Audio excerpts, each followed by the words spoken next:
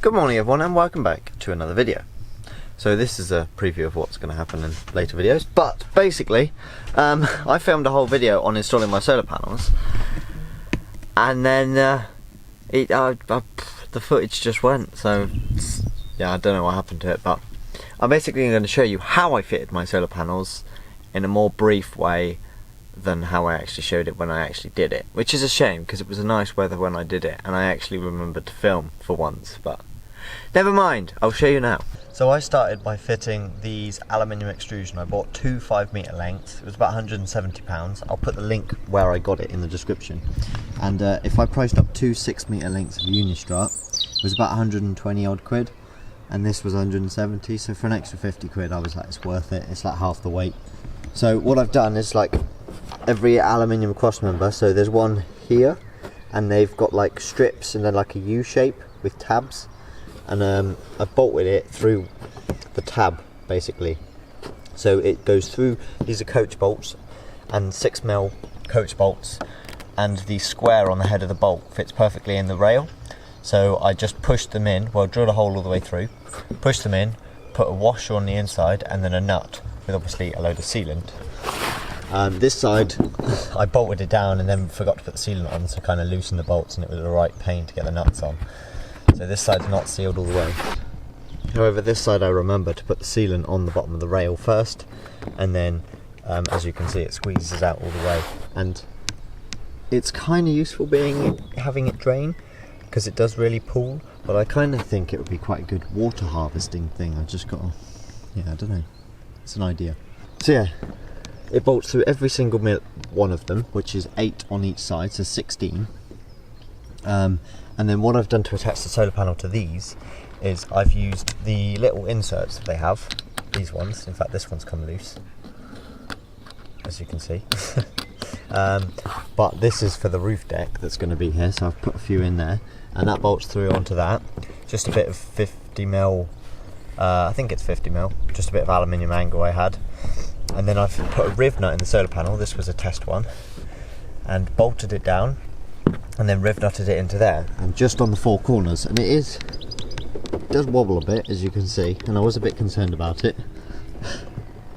But they haven't come off, and I've done a fair few 100 miles in them. And the main idea is this, is you can take two ends out and then lift it up and tilt it. It just needs a bracket to hold it, that's the next thing to work out. But yeah, that's the idea of it tilting, that is the hinge. So yeah, it should work really well. I did test it before as I was fitting them, I tested that they lifted up and it all worked. Yeah, my next job is to fit mushroom bed. Oh, and top tip, I don't like those glam boxes, because if you need to change any of the cables for whatever reason, you may not be able to think of a reason now, but if you needed to, the only way to get them off is to rip them off, because you can't get into them, so you can't change cables. Whereas this, you can just take the 6 screws off the top and then you can get in. This is just a junction box, I'll link it in the description as well. And then I just drilled a 20mm hole in the bottom and through the roof, and then you can just thread all your cables through. So I'll have my Wi-Fi antenna going through one and my CCTV through another, but I'll also have a load of lights. I'm probably going to have a second one. They do bigger ones, but I couldn't find any for some reason, so yeah, I've got this little 6-way one. But yeah, I highly recommend these. They're only about £5 on eBay or Amazon, so yeah, as I say, I'll link it down below. So now I'll show you what I've done inside. So currently the cable's just come through here, but they're going to go through a bit of conduit, just like some steel pipe that I'm going to be getting. And then if I remove the electrical cover, you can see the two EPEVA, whatever you want to call them, charge controllers. Now I know some people don't like these, but trust me, I've installed probably 15 of these and my dad's had his on the boat, which I did also install, for like nearly 10 years, so honestly I've never had any issue with these at all. I know some people have, but they're half the price of Victron, and as I say, I've never had an issue with these. Not even nothing, literally nothing. Some people say the tracking on them's not as good as Victron, but I've seen a kilowatt out of this in March, so I'm more than happy with what these are doing here. So at the moment I've got my laptop charging and I've still got 50 watts coming in, so yeah, so I've probably got about 200 watts coming in now, and it's quite overcast. And yeah, just two 30 amp charge controllers, because they are, oh yeah, there's 600 watts up there, two 600 watt panels, and this is a 30 amp charge controller, and so is this, because I'm doing 24 volt, and if you look here, 24 volt can support up to 780 watts, whereas if you've got 12 volt, it's only 390. And that's the advantage of going 24 volt, is you can use thinner cable and smaller charge controllers, which is good for weight in my case, and also cost and space. So 24 volt, if you're doing induction cooking and all of that, I really recommend going 24. It's a good idea. And then yeah, that's the rest of the electrical system. So things like these cables are still temporary, so that's why they're a bit loose, but for the most part it's pretty tidy. This is one of those MIDI Mega fuse boxes. I do like them and recommend them. You can get them off 12 Volt Planet, these ones. So if I remove the cover, you can see it's just it's a 1 mega fuse that does the inverter, and then 4 MIDI fuses that does everything else off of that. And then here, for those that haven't seen it, I have a 24 volt fuse box which runs my 24 volt items, and off of that is powered a 24 to 12 converter, which yes is Victron, but I did not buy this, I ripped this out of a van. And then this is the fuse box for the 12 volt side of things, and this powers, yeah, everything 12 volt.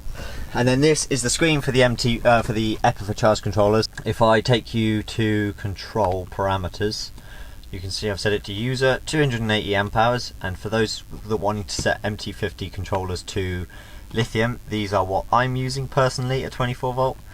So I've got 32 volt over voltage, which is more than enough, but my BMS will cut out that. There's also charge limit 29.2. You got over voltage reconnect is 28.8. That's when it will come back in.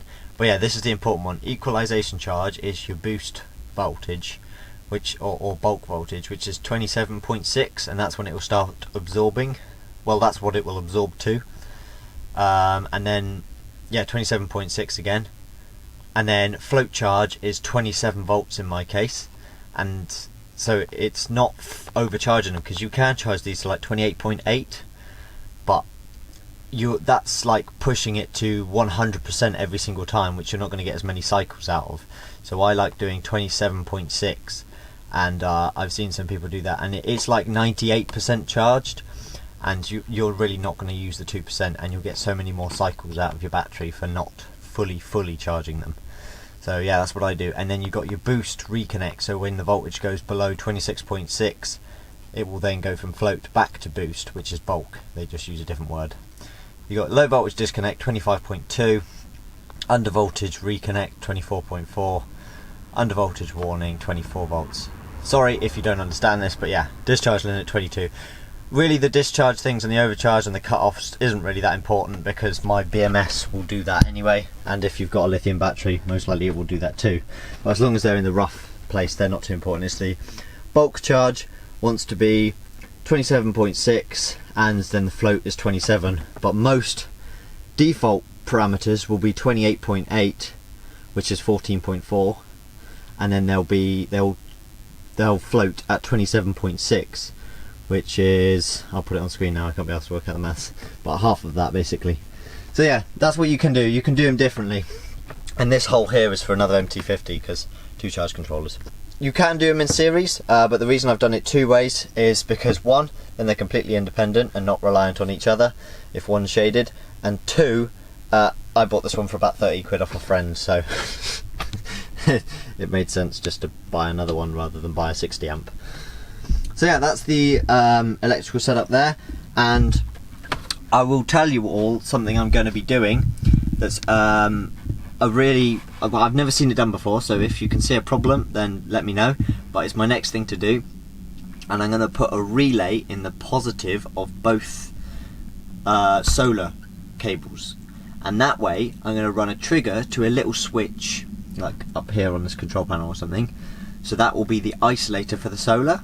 So you can isolate the solar and you'll be able to do them individually, so that will turn the relay on and off. But then there'll also be a trigger wire that goes to the switch down there, and when you flick that off, obviously it will cut power to the relay, which will then automatically turn the solar off, so you don't have to worry about a separate solar isolator.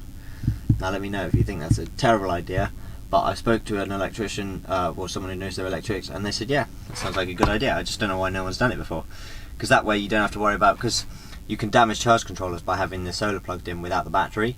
So by having a relay, you can't possibly do that, because when you isolate it, when there's no power going to there, then there's no power going in either, because the relay cuts it off. So that's the plan. But yeah, the lithium batteries are holding up absolutely amazing. They're amazing. Literally, I use like, I struggle and I try to use like 50 amp hours, so I tried to go down to like 230 amp hours. But last night I only went down to about 269. I did some toast in the air fryer for the first time, because these Ninja air fryer ovens have a toast function. Toast. So I used that this morning, and just to use some power, and it did use some power. But yeah, we're definitely going to be fully charged again. My laptop's on charge. I'm halfway through editing a video. So yeah, excuse the mess. But this wall is now finished, and yeah, you'll see that in a future video, so I won't show you that now. But yeah, so that is a solar. Apologies it wasn't the video I was expecting, because I lost all the footage, but I thought you might be interested. So I've got 1200 watts up there, two 600 watt panels, going through two 30 amp charge controllers into my 24 volt DIY lithium battery, which if you're interested, I'll stick the video up in the card, up whatever it is. And yeah, I'm going to hopefully use the solar isolator. It's going to be a relay, so that's going to be quite interesting to do. And yeah, the cables are going to be in a bit of conduit, so they're not just hanging out here obviously. But I like to run everything in front of the cladding, so, because knowing me, I'll change things, add things, take things away. So I want to be able to do that without ripping half my van apart basically. So that's why I'm doing all the wiring on the outside, including here as well. There's a switch. And that's my next thing to do, is all the lighting switches and stuff like that. But yeah, I'm going to leave it here, and again, I'm sorry there's no actual action shots. I did all the drilling, holes and lifting solar panels up. I filmed it all and I don't know where it all went, so apologies for that. But if you did like the video, click the like button, drop a comment down below, let me know what you think about my system and this video. And if you've got any questions, also drop them down there. And if you're not subscribed, please do make sure you subscribe, hit the bell icon, and I'll see you next week.